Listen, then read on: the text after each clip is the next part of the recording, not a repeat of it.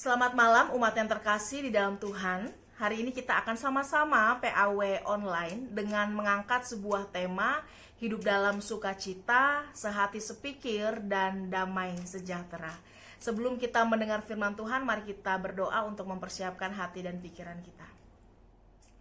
Ya Tuhan, hari ini kami bersama datang untuk merenungkan firman-Mu. Kami bersama mau belajar tentang bagaimana kami sebagai persekutuan harus menjalani hidup dan panggilan kami.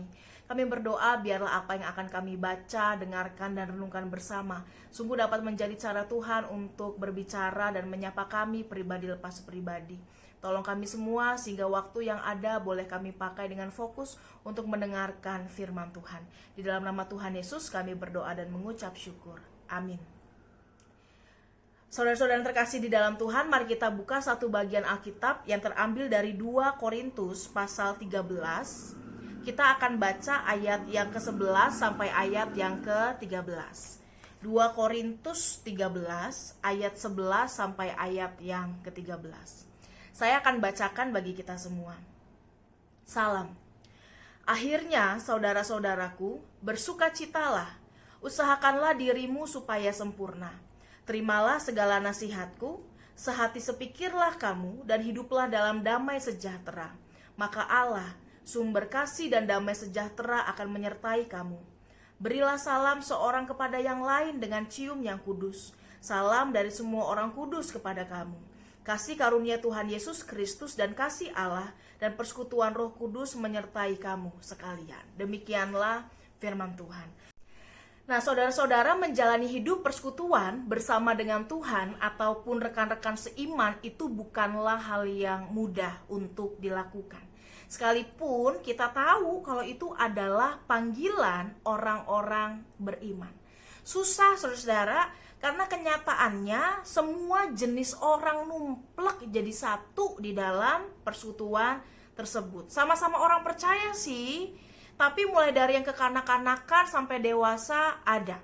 Dari yang egois sampai yang mementingkan kepentingan bersama juga ada. Dari yang kerjaannya nyinyir, ngomel, melulu sampai yang apa-apa ditanya nggak jawab, banyak. Ya. Dari yang ogah-ogahan melayani sampai yang semangat sekali kalau melayani juga ada. Dari yang tukang ngambek sampai yang berbesar hati kita jumpai juga. Dan dari orang-orang yang merasa dirinya adalah hamba sampai orang-orang yang merasa dirinya bos juga ada kita jumpai. Semuanya ada tumplek jadi satu. Dan disitulah tantangan terbesarnya. Tantangan yang gak bisa enggak, saudara-saudara, hanya akan bisa dihadapi atau dijalani dengan kerendahan hati dan memiliki motivasi yang benar. Karena memang mengasihi Tuhan, karena memang mau berkomitmen juga mengasihi sesama. Punya modal seperti itu aja, saudara-saudara, rasanya bisa berat. Apalagi tanpa hal tersebut akan terasa makin berat. Paulus membangun pelayanan di jemaat Korintus. Kota Korintus sendiri, saudara, adalah tempat yang dari awal itu memang sulit. Sehingga ketika mau membangun pelayanan, membangun persekutuan, itu juga tantangannya besar sekali. Korintus adalah kota pelabuhan, sehingga ada banyak sekali budaya yang bercampur di dalamnya. Antara budaya orang-orang yang mengenal Tuhan dan yang tidak. Orang-orang yang menyembah Tuhan dan menyembah berhala. Sehingga ada banyak tindakan permisif terhadap hal-hal yang kalau dalam iman Kristen, saudara, harusnya itu nggak dilakukan. Ya, tetapi justru kenyataannya mereka hidupi. Entah itu pesta pora, perzinahan, penyembahan berhala, dan seterusnya. Tantangannya dari segi tempatnya itu sudah berat.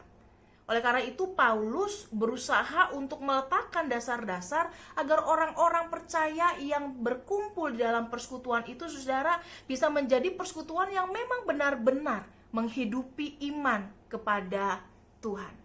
Paulus tetap memberi dirinya, sekalipun bukan hanya situasinya yang sulit, tetapi ternyata orang-orang dalam pelayanannya itu juga nggak mudah, saudara. Paulus mengalami penolakan, Paulus mengalami perfitnahan, karena ia tahu betul, saudara, bahwa orang-orangnya tuh memang bukan yang gampang.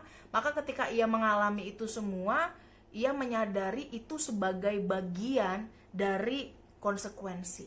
Zaman sekarang ini saudara, kalau dipikir-pikir ada banyak sekali orang yang melayani, ada banyak sekali orang yang terlibat untuk membantu di dalam pelayanan, tetapi kenyataannya nggak siap untuk melalui proses pertumbuhan diri, yang kadang-kadang dalam pelayanan itu terjadi dalam bentuk gesekan-gesekan atau dalam pengalaman yang tidak menyenangkan.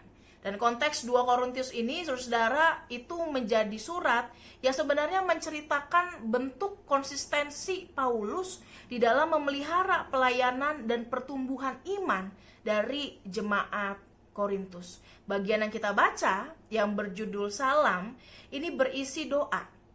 Tidak hanya doa, tetapi juga harapan Paulus kepada jemaat di Korintus. Kalau kita baca dalam pasal-pasal sebelumnya, saudara, maka jelas sekali, misalnya pada pasal yang ke-12 gitu ya, di ayat yang ke-11 dan seterusnya, itu pasal yang menceritakan tentang apa yang menjadi kekhawatiran dari Paulus. Paulus khawatir kalau jemaat ini yang sudah diletakkan dasar-dasar untuk hidup sebagai persekutuan akan kembali ke dalam kehidupannya yang dulu. Maka Paulus kekhawatirannya adalah jangan sampai jemaat ini berselisih. Jangan sampai jemaat ini kemudian iri hati, dipenuhi amarah, pementingan diri sendiri, dan rajin memfitnah. Jangan sampai orang-orang dalam persekutuan ini penuh dengan keangkuhan dan hidup di dalam kecemaran ataupun percabulan dan melakukan hal-hal yang tidak sopan. Oleh karena itu, ia menekankan agar orang-orang percaya di Korintus itu haruslah meninggalkan pola kebiasaan lama yang sebelumnya mereka hidupi. Ketika sekarang mereka sudah percaya kepada Tuhan, itu harus ditinggalkan. Dan mereka harus menghidupi statusnya yang baru, yaitu sebagai orang-orang yang percaya, sebagai anak-anak Allah. Oleh karena itu, dalam perikop kita, ia meminta mereka yang pertama, saudara, yaitu untuk bersukacitalah. Ya, akhirnya saudara-saudaraku, bersukacitalah, bergembiralah, bersyukurlah di dalam persekutuan yang kita miliki. Gak usah iri, kok persekutuan sana kayaknya lebih begini, kok persekutuan yang ini lebih begitu. Saudara, gak ada persekutuan yang baik yang datang sendiri dari langit, gak ada. Semua persekutuan itu bisa jadi baik kalau dibangun, kalau orang-orang yang ada di dalamnya sadar apa yang menjadi tugas dan tanggung jawabnya. Maka bersukacitalah, bersyukurlah dengan orang-orang persekutuan yang ada bersama dengan kita saat ini. Ya, orang selalu berpikir rumput tetangga itu lebih hijau, padahal jangan-jangan kita lupa nyiram dan ngerawat rumput kita sendiri. Padahal kalau disiram atau dirawat bisa jadi kita yang lebih hijau atau setidaknya juga sama. Tapi toh setiap jemaat memiliki keunikan dan kebaikan masing-masing yang harusnya tidak dibanding-bandingkan. Bersukacitalah. Dan yang kedua, saudara, adalah mengupayakan diri untuk menjadi sempurna. Usahakanlah dirimu supaya sempurna. Sempurna dalam arti ini, saudara, bukan berarti keadaan yang tanpa dosa, ya. Bagian ini menjadi menarik karena kata sempurna di sini, saudara, atau dalam bahasa Yunaninya katartizo, ini memiliki beberapa pengertian. Saya akan menjelaskan supaya kita memiliki pemahaman yang utuh tentang apa yang Paulus maksudkan dengan hidup dan mengupayakan kehidupan yang sempurna sebagai orang beriman. Yang pertama itu adalah to render, saudara. Saya sempat sharing sama pendeta Yuswan ketika edit video, sebenarnya render video itu ngapain sih? Ya, dalam edit-edit itu, saudara, ada istilah itu render. Dan dijelaskan bahwa sebenarnya bisa menggabung-gabungkan semua elemen, menyempurnakannya menjadi produk jadi yang baik. Jadi sebenarnya ketika Paulus mengingatkan kita semua, umat untuk sempurna, itu artinya kita diingatkan untuk membuat sesuatu menjadi sempurna, membuat sesuatu menjadi baik dengan memoles dan menyempurnakannya. Makanya kalau edit video ditambahin ini, tambahin tulisan, ditambahin itu, saudara, semua dikerjakan, semua diatur sedemikian rupa supaya ketika ditonton, ketika dilihat itu jadinya bagus, jadinya baik. Nah, orang beriman berusaha supaya hidup sempurna. Poleslah diri kita, atur diri kita sedemikian rupa, sehingga ketika kita menampilkan sesuatu, maka orang bisa melihat ada banyak kebaikan dalam diri kita. Bukan berarti harus menampilkan yang baik-baik, saudara, itu beda. Tapi memang lahir dari diri kita sendiri, kesadaran untuk hidup dengan baik dan benar. Tetapi arti yang kedua adalah untuk repair, untuk memperbaiki sesuatu yang sudah rusak, sesuatu yang sudah hancur. Jadi setiap orang di dalam persekutuan mungkin memiliki permasalahannya masing-masing. Entah hubungannya pernah rusak, entah pernah dilukai, entah kita yang bermasalah, dan seterusnya. Maka kita diingatkan ketika kita memiliki permasalahan antara satu dengan yang lain. Ketika ada yang terluka atau hancur, maka doronglah diri kita untuk memperbaiki, to repair hal itu. Sehingga luka yang sudah ada itu tidak membusuk dan menggerogoti kita, saudara. Sehingga kayaknya di luarnya bagus, tapi di dalamnya itu ada masalah yang kalau dilihat itu di luarnya kayaknya baik gitu ya, tapi gunung esnya itu sebenarnya besar sekali, yang bisa aja meledak kapan aja, seperti bom waktu. Itu berbahaya ya. Dan yang ketiga, saudara, arti menyempurnakan adalah untuk mempersiapkan, untuk menertibkan diri kita, untuk menyesuaikan diri kita. Artinya dalam kehidupan bersekutu, maka ada hal-hal yang harus kita tahu, ini harus kita sepakati bersama nih, untuk saling menjaga satu dengan yang lain.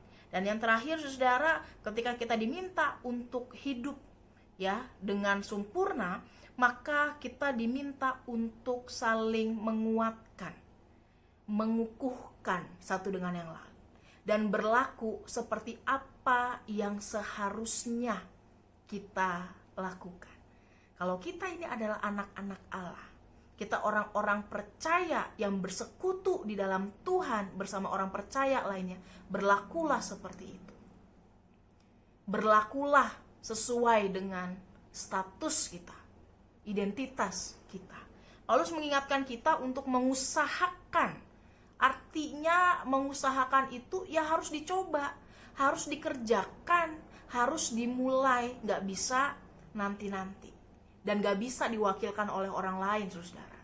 Udahlah, anggap aja kalau ada masalah, ya waktu akan memulihkan, atau yang penting dia udah ngomong lah, yang penting dia udah tahu. Gak bisa.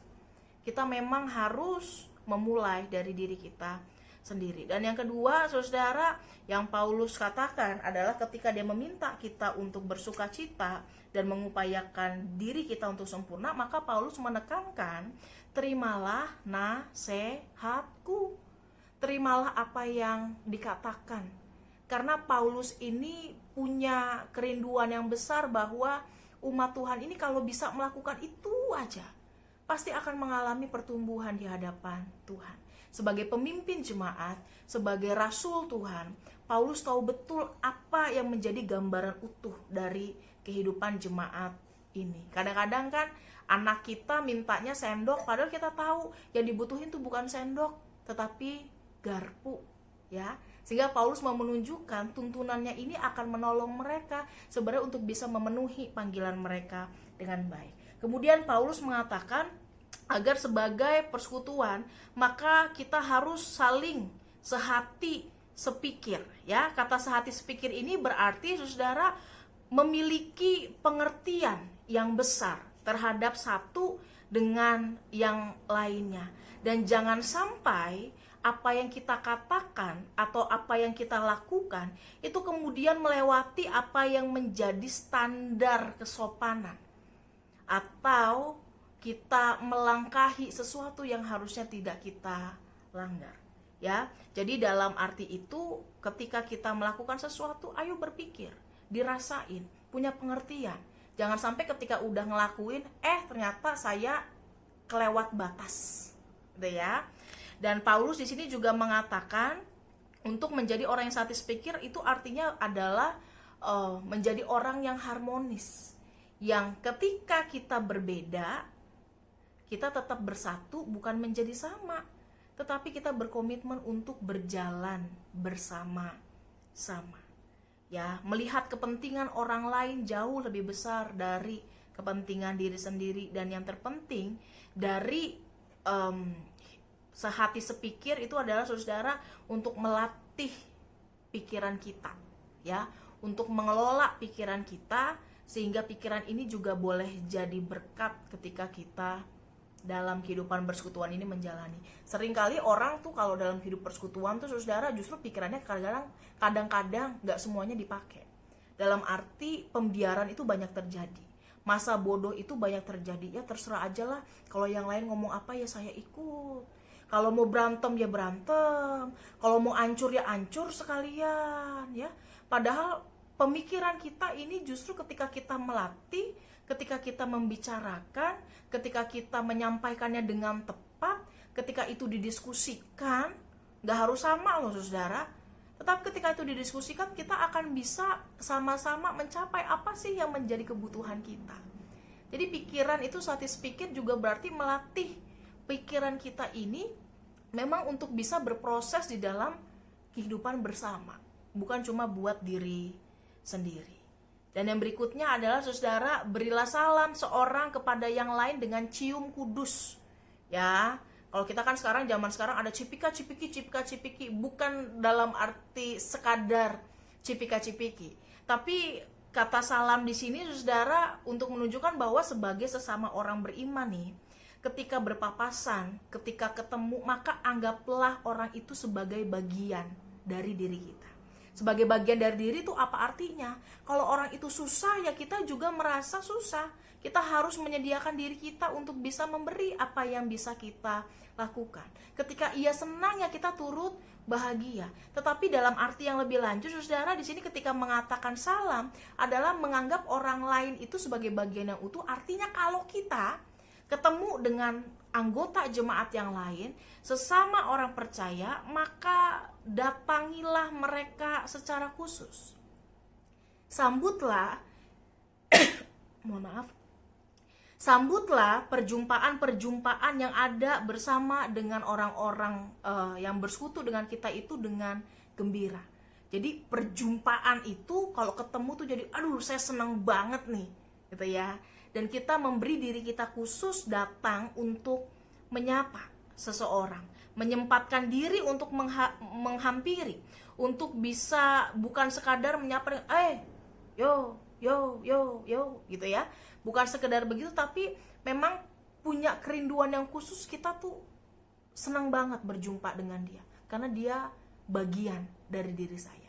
Harapannya adalah saudara, nasihat yang Paulus berikan ini, doa yang Paulus berikan ini menjadi teguran, menjadi nasihat yang mengingatkan betul-betul orang Korintus dan juga kita semua untuk bisa menjalani hidup persekutuan kita dengan baik. Dan terakhir, Paulus mengatakan agar kasih karunia Tuhan Yesus Kristus, kasih Allah dan persekutuan dengan Roh Kudus menyertai kamu sekalian. Artinya doa Paulus menjadi jelas bahwa semua itu didasarkan pada Allah Trinitas, didasarkan pada persekutuan kasih Allah yang menjadi role model. Dalam ada istilah teologi saudara, yaitu adalah bahasa Jawanya ya, perikoresis. Itu berarti persekutuan Allah yang saling berkelindan tuh, yang saling terikat satu dengan yang lain, yang saling menyatu, dinamis, bergerak bersama, bekerja bersama, ada satu, ada semua, persekutuan kasih yang benar-benar saling mengisi. Dan berkat yang diberikan oleh Paulus, doa yang diberikan Paulus dilandaskan pada penghayatannya, pada persekutuan Allah di dalam persekutuan Allah, Bapa, Anak dan juga Roh Kudus. Kiranya kita semua ditolong juga untuk kembali berkaca tentang bagaimana sih persekutuan yang kita jalani secara khusus di Samanhudi. Bagaimana sih kita sudah ambil bagian, sejauh apa sih peran kita? Apakah jadi berkat atau justru sebaliknya? Sejauh apa sih kita mengalami pertumbuhan? Sejauh apa sih kemudian persekutuan ini sungguh-sungguh menjadi tempat atau rumah yang kita rindukan. Kiranya Tuhan menolong kita semua untuk bisa berproses dengan baik bersama teman-teman seiman. Kalau di kantor, di pekerjaan lain, saudara, kalau kita nggak suka atau orang kerjanya nggak bener, kita tinggal pecat aja bisa, gitu ya. Omel-omelin, ya mestinya mah jangan banget ya. Tapi itu bisa dilakukan, tapi berbeda dengan gereja. Oleh karena itu yang menjadi tantangan terbesar kita. Seni berjumpa dengan orang, bersekutu dengan orang lain. Kiranya iman kepada Tuhan menolong kita semua untuk bisa menyadari titik dan dasar berangkat kita di dalam persekutuan. Kiranya Tuhan menolong kita semua. Amin. Mari kita berdoa. Ya Tuhan, kami sungguh berdoa biarlah apa yang kami dengar hari ini boleh menolong kami juga untuk bisa kembali melihat bagaimana hidup persekutuan kami jalani bersama. Kami berdoa kalau sebentar kami akan sama-sama menjalani tanya jawab, diskusi, biarlah Tuhan yang juga memimpin segala sesuatunya sehingga boleh berjalan dengan baik dan lancar. Di dalam nama Tuhan Yesus kami berdoa dan mengucap syukur. Amin. Silakan lanjutkan di dalam pertanyaan dan diskusi di dalam WA Group. Tuhan berkati.